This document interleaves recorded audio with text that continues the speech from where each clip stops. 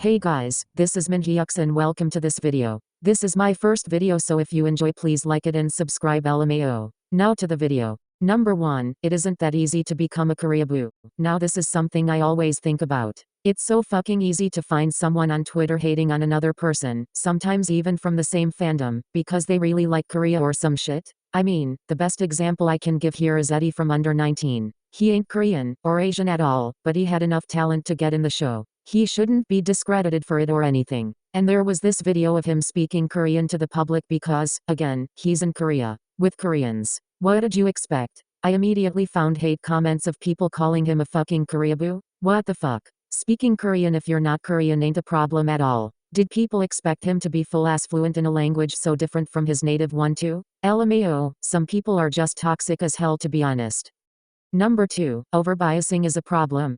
Okay, before y'all come at me, let me explain. A bias literally comes from the English word bias, or to bias, which means to pick a side, or more specifically if you let me, cause to feel or show inclination or prejudice for or against someone or something. Basically, to pick a favorite. Now, I'm not saying you should underappreciate other members, but biasing literally all of them just doesn't make sense. Oh sorry, not all of them? I forgot half of them are actually your alts and not your biases, but I won't even go there. What I'm saying is that it is just pointless to pick all of them, or most, as your favorite. You can love them as much as you want, but it will just put the members again in the same ranking if you keep biasing them. You're just yeeting the meaning of the word itself into the bin.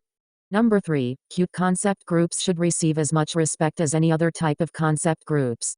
Writing, producing, learning and singing songs is a pretty hard job. Especially if you're a K-pop idol because everyone just expects so much from you. You have to look pretty at all times, dress whatever clothes your manager tells you to and spend nights awake learning an entire new choreography. There are so many cute concept groups who just aren't credited enough for that because they dress up younger and sing more innocent lyrics or whatever. This really gets me. Groups shouldn't be thought less of because of the choice of songs they want to sing. Being cute doesn't make their jobs any easier, so why take their merit away like that? Number 4, pronouncing names wrong is not okay.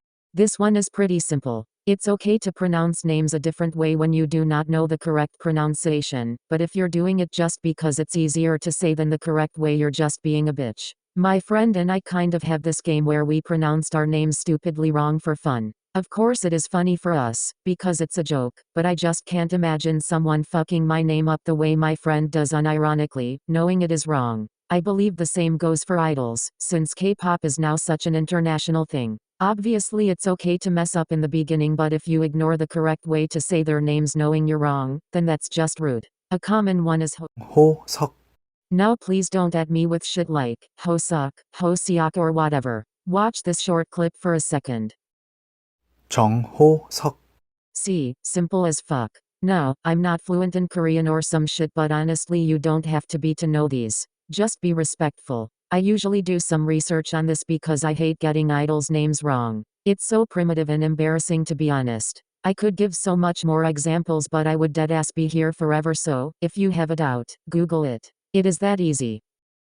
Number 5, TXT and BTS are not the same. The only thing they have in common is literally the company they are under. Honestly, I feel so bad for TXT because I know they are talented, but they were just put in a position where most of their fans are just army scum. I've seen some fan theories and it shocked me to see people wanted to shove BTS into that. I mean, the whole crown thing where they learn to love themselves even though they are different from everyone because horns grew on their heads. And then they meet a boy with wings that teaches them to appreciate themselves. I had to fucking read shit that said the winged boy was BTS. That is so fucked up. Stop injecting BTS into TXT's asses. Do you ever see a group theory where another group is involved just because they are under the same company? Exactly. Stop corrupting TXT like that. They deserve better. Number 6, your gay OTP is most probably not real. Ships are all fun and games until a delusional fan starts believing they are real. This is probably the most controversial one. It is really easy to point fingers at me and say I'm homophobic or something for thinking this. It's obvious that there are much more idols in the LGBT community than they let off, but it doesn't necessarily mean that your OTP are both into the same sex, and are in love with each other. I unfortunately used to be like that. Jikook was just the shit for me, but I finally came back to my senses after a while. The chances of them dating is just so low. Ships should be seen as part of the fun of standing a group. You find two idols, they kinda look cute together, you read some fanfic, and that's it. You shouldn't force a made-up relationship between them all the time, just because they looked at each other or breathed next to one another. They are in the same group anyway, there will be interactions.